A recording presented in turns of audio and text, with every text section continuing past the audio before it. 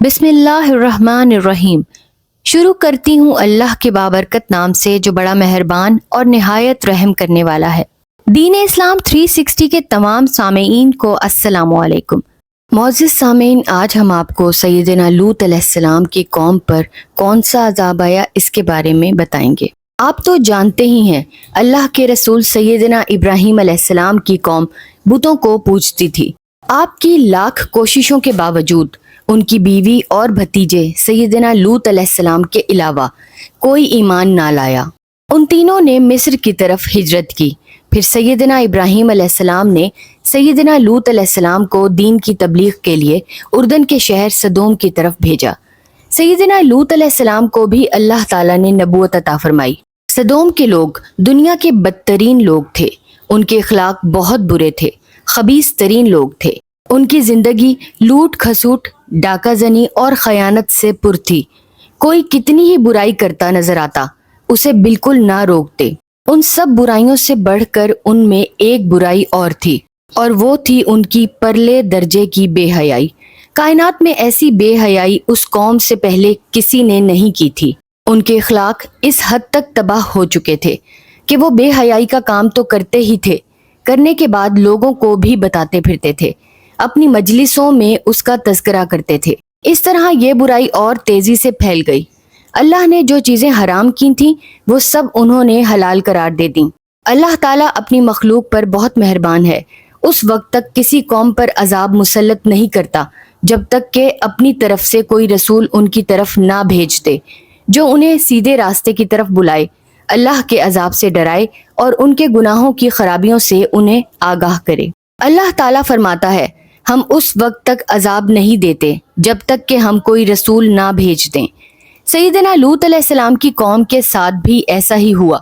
जब उनके गुनाह इंतहा को पहुंच गए, कुफ्र पूरी शिद्दत इख्तियार कर गया, तो अल्लाह ताला ने उन्हीं में से एक बंदे सैयदना लूत अलैहिस्सलाम को रसूल बनाकर भेज दिया, जो निहायत पाक दामन और सच्चे इंसान थे, इखलाक के बहुत भले थे। उन्होंने अपनी कौम को अल्लाह ताला की तरफ बुलाया, एक अल्लाह को माबूद मानने की दावत दी, हराम कामों से बाज आने के लिए कहा, उन्हें डराया कि अगर तुम बाज ना आए तो अल्लाह का अजाब तुम्हें आ पकड़ेगा। सैयदना लूत अलैहिस्सलाम सुबह शाम उनके पास जाते और अल्लाह के अजाब से उन्हें डराते रहे, लेकिन वो अपने गुनाहों पर डटे रहे। कुरान करीम में अल्लाह ताला फरमाता है, जब उनसे उनके भाई लूत ने कहा, तुम क्यों नहीं डरते, मैं तुम्हारी तरफ अमानतदार रसूल हूँ, अल्लाह से डरो और मेरी पैरवी करो। मैं तुमसे कोई उजरत तलब नहीं करता, मेरी उजरत तो मेरा अल्लाह ही देगा जो तमाम जहानों का पालने वाला है। फिर सैयदना लूत अलैहिस्सलाम ने उनसे कहा, तुमने ऐसी बेहयाई इख्तियार की है जो तुमसे पहले इस जहान में किसी ने नहीं की। तुम मर्दों से बदफेली करते हो, लोगों को रास्ते से रोकते हो और अपनी मजलिसों में बुरे काम करते हो। आपने उन्हें दिन रात बुरे कामों से रोका। वो लोग सिर्फ इस बेहयाई में ही मुब्तला नहीं थे, बल्कि उसके साथ साथ वो मुशरिक भी थे, रसूलों को झुटलाते थे, लोगों के रास्ते में खड़े हो जाते थे, उन्हें कत्ल कर देते थे और उनका माल अपने कब्जे में ले लेते थे, और फिर एक दूसरे को उन बुरे कामों से रोकते भी नहीं थे। सैयदना लूत अलैहिस्सलाम की तमाम बातें सुनकर वो एक जगह जमा हुए। उन्होंने आपस में मशवरा किया और सैयदना लूत अलैहिस्सलाम की दावत को मानने से इनकार कर दिया, उनका मजाक उड़ाया, उन्हें पागल और दीवाना कहा। सैयदना लूत अलैहिस्सलाम फिर भी उनसे मायूस ना हुए, बराबर उन्हें तबलीग करते रहे और उनकी बातों पर सब्र करते रहे। ये है अल्लाह के नबी की शान, पूरी कौम के मुकाबले में अकेले हैं फिर भी डटे हुए हैं।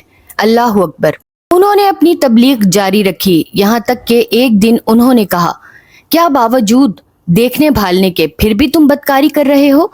ये क्या बात है कि तुम औरतों को छोड़कर मर्दों के पास शहवत से आते हो?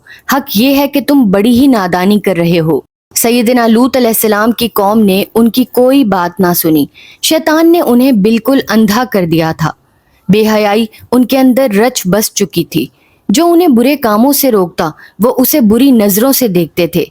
आखिर उन्होंने फैसला किया कि सैयदना लूत अलैहिस्सलाम को और जो लोग उन पर ईमान लाए हैं उन्हें शहर से निकाल दें।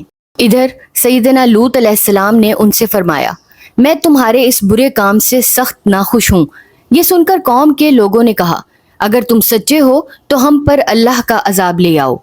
اب سیدنا لوط علیہ السلام کو یقین ہو گیا کہ یہ قوم ایمان نہیں لائے گی، ان سے ایسی امید رکھنا بیکار ہے۔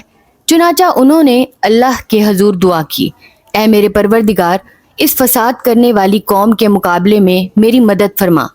اللہ تعالیٰ نے سیدنا لوط علیہ السلام کی دعا قبول فرمائی، ان کی طرف اپنے فرشتوں کو بھیجا۔ یہی وہ فرشتے تھے جو پہلے سیدنا ابراہیم علیہ السلام کے پاس انسانی شکل میں گئے تھے اور ان کے لیے ایک بچڑا بھون کر لے کر آئے تھے۔ فرشتوں نے انہیں ایک بیٹا پیدا ہونے کی خوشخبری بھی سنائی تھی، یعنی سیدنا اسحاق علیہ السلام کی۔ پھر فرشتوں نے انہیں بتایا کہ وہ قوم لوط کو تباہ کرنے جا رہے ہیں۔ سیدنا ابراہیم علیہ السلام نے فرشتوں سے کہا، اس میں تو لوط بھی ہیں۔ وہ کہنے لگے کہ جو لوگ یہاں رہتے ہیں ہمیں سب معلوم ہے، ہم ان کو اور ان کے گھر والوں کو بچا لیں گے، سوائے ان کی بیوی کے کہ وہ پیچھے رہنے والوں میں ہوں گی۔ فرشتے انسانی صورت میں آپ کے پاس آئے تو آپ کھیتوں میں کام کر رہے تھے۔ انہوں نے آپ کے ہاں ٹھہرنے کی خواہش ظاہر کی۔ آپ کو ان کی خواہش رد کرنے میں شرم محسوس ہوئی، اس لیے آپ ان کے آگے آگے گھر کی طرف چل پڑے۔ سیدنا لوط علیہ السلام اشاروں کنایوں میں ایسی باتیں کرنے لگے کہ جن کو سن کر وہ اس بستی سے چلے جائیں، کسی دوسری بستی میں جا ٹھہریں۔ آپ نے ان سے کہا، اللہ کی قسم میں نہیں جانتا کہ روئے زمین پر اس بستی والوں سے زیادہ گئے گزرے اور خبیث لوگ بھی ہوں گے۔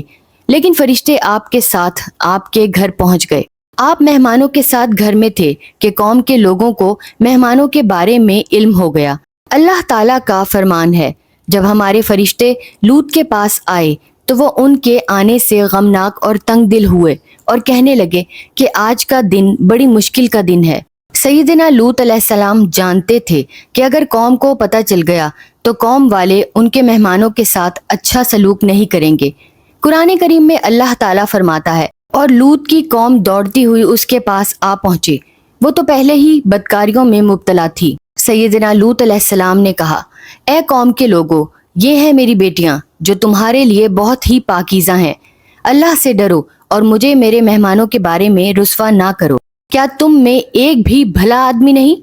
قوم کے لوگوں نے کہا، کیا ہم نے تم کو سارے جہان کی حمایت و طرفداری سے منع نہیں کیا؟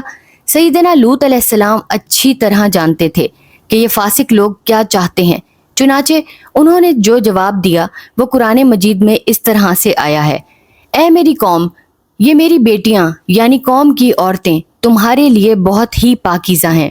نبی باپ کے برابر ہوتا ہے، اس لحاظ سے قوم کی عورتیں ان کی بیٹیاں تھیں۔ ان کے کہنے کا مطلب یہ تھا کہ تم یہ برا کام کیوں کرتے ہو، عورتوں سے شادیاں کر لو، یہ طریقہ فطرت کے عین مطابق ہے اور صحیح طریقے کے مطابق ہے۔ لیکن وہ قوم بدکار تھی، بدکاری نے انہیں اندھا کر دیا تھا، ان کی عقل ماری گئی تھی، چنانچہ بے حیائی سے بولے، تمہیں معلوم ہے جو ہم چاہتے ہیں۔ سیدنا لوط علیہ السلام اپنی قوم کے لوگوں کو گھر میں داخل ہونے سے روکنے کی کوشش کرتے رہے۔ دروازہ بند تھا، وہ لوگ اسے کھولنے اور اندر گھسنے کی کوشش کر رہے تھے۔ آپ دروازے کے پیچھے سے انہیں نصیحت فرما رہے تھے۔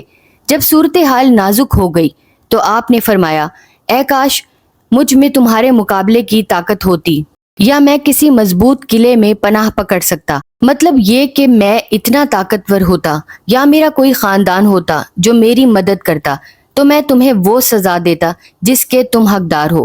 فرشتوں نے آپ کی بات سنی اور ان کے رنج و غم کو محسوس کیا تو وہ خاموش نہ رہ سکے۔ قرآن کریم میں ارشاد ہے، اے لوط، ہم تیرے رب کی طرف سے بھیجے ہوئے فرشتے ہیں، ناممکن ہے کہ یہ تجھ تک پہنچ جائیں۔ مفسرین فرماتے ہیں کہ سیدنا جبریل علیہ السلام باہر تشریف لے گئے اور اپنے پر کا ایک کنارہ ان کے چہروں پر مارا تو وہ اندھے ہو گئے، بلکہ ان کی آنکھیں بالکل ختم ہو گئیں، ان کی جگہ بھی باقی نہ رہی اور آنکھوں کا نام و نشان بھی ختم ہو گیا۔ وہ دیواروں کو ٹٹولتے اور اللہ کے نبی کو دھمکیاں دیتے لوٹ گئے۔ جاتے ہوئے وہ کہہ رہے تھے، جب صبح ہوگی تو تم سے نپٹیں گے۔ پھر فرشتوں نے سیدنا لوط علیہ السلام سے کہا، تو اپنے گھر والوں کو لے کر رات کے کسی حصے میں نکل جا اور تم میں سے کوئی بھی پیچھے مڑ کر نہ دیکھے، البتہ تیری بیوی کو وہی عذاب پہنچے گا جو ان کے لیے مقدر ہو چکا۔ مطلب یہ تھا کہ آپ کو ڈرنے کی کوئی ضرورت نہیں، پریشان نہ ہوں، ہم فرشتے ہیں، یہ لوگ آپ کا کچھ بگاڑ نہیں سکتے، نہ ہمارا۔ اللہ تعالیٰ نے ہمیں حکم دیا ہے کہ آپ اور آپ کے گھر والے رات کے وقت اس بستی سے نکل جائیں۔ اللہ نے فاسقوں کی اس قوم کے لیے ہلاکت لکھ دی ہے، اور جب آپ عذاب کی آواز سنیں تو آپ میں سے کوئی بھی پیچھے مڑ کر نہ دیکھے۔ اور اے لوط، اللہ آپ کو اور آپ پر ایمان لانے والوں کو بچا لے گا، جبکہ آپ کی بیوی ان فاسق کافروں کے ساتھ ہلاک ہوگی۔ فرشتوں نے سیدنا لوط علیہ السلام کو وہ وقت بھی بتا دیا جو عذاب کے لیے مقرر ہو چکا تھا، جیسا کہ اللہ تعالیٰ فرماتا ہے، ان کے عذاب کے لیے صبح کا وقت مقرر ہو چکا ہے، کیا صبح قریب نہیں؟ چنانچہ سیدنا لوط علیہ السلام اپنے اہل و عیال جنہوں نے آپ کی پیروی کی تھی ان کو لے کر نکل پڑے۔ جب آپ اپنے شہر سے کچھ فاصلے پر گئے تو اس وقت سورج نکل آیا، ساتھ ہی اللہ کا عذاب ان پر نازل ہو گیا۔ اس عذاب کو بھلا کون روک سکتا تھا؟ اس کو روکنا ناممکن تھا۔ سیدنا جبریل علیہ السلام نے ان کے شہر کو الٹ دیا، اور وہ 7 شہر تھے۔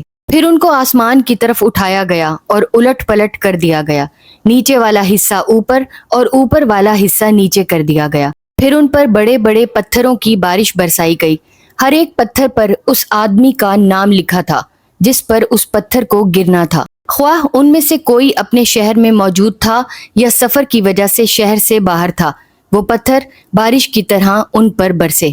پتھروں کی بارش ہوئی۔ اللہ تعالیٰ فرماتا ہے، جب ہمارا حکم آ گیا ہم نے اوپر والے حصے کو نیچے کر دیا اور ان پر کنکریلے پتھر برسائے جو تہ بتہ تھے، تیرے رب کی طرف سے نشان زدہ تھے، اور وہ ان ظالموں سے کچھ بھی دور نہیں تھے۔ اس طرح وہ بدبخت لوگ ہلاک ہو گئے، ان پر دردناک عذاب نازل ہوا، ان کے کفر اور برے کاموں کی وجہ سے انہیں سزا ملی، اور آخرت میں بھی ان کا ٹھکانہ جہنم ہوگا جو بہت بری جگہ ہے۔ غلطی اور گناہ انسان سے ہوتے آئے ہیں، اور توبہ کرنے والوں کے لیے اللہ کی رحمت کا دروازہ کبھی بند نہیں ہوا، لیکن جو گناہ کو لذت سمجھ کر کرنے لگے، گمراہی کو سچائی سمجھ کر اس کی عبادت کرنے لگے، اور ایسے فعل سر انجام دینے لگے جس سے حیا اپنا منہ چھپانے لگے، اخلاق در بدر ہو جائے اور گمراہی کو حق سمجھا جانے لگے، تو پھر ایسی قوم کا مٹ جانا کوئی بڑی بات نہیں۔ اس قوم پر اتنا بڑا عذاب کیوں نہ آتا، ان کا گناہ بھی تو اتنا بڑا تھا۔ معزز سامعین، تو یہ تھی ہماری آج کی ویڈیو۔ امید کرتی ہوں آپ کو ویڈیو اچھی لگی ہوگی۔ اگر آپ کو ویڈیو پسند آئی ہے تو پلیز ویڈیو کو لائک کریں، میرے چینل پر نیو ہے تو چینل کو سبسکرائب ضرور کر لیں، بیل آئیکن پریس کر کے آل نوٹیفیکیشن آن کرنا مت بھولیے گا۔ ویڈیو کے بارے میں اپنی رائے کا اظہار کمنٹس باکس میں ضرور کیجیے گا۔ اپنا اور اپنے پیاروں کا بہت سا خیال رکھیں، مجھے اور میری فیملی کو بھی اپنی دعاؤں میں یاد رکھیں۔ اللہ تعالیٰ ہمیں صراط مستقیم پر چلنے کی توفیق عطا فرمائے، آمین۔ تو ملتے ہیں اگلی ویڈیو میں، تب تک کے لیے مجھے اجازت دیں، اللہ حافظ۔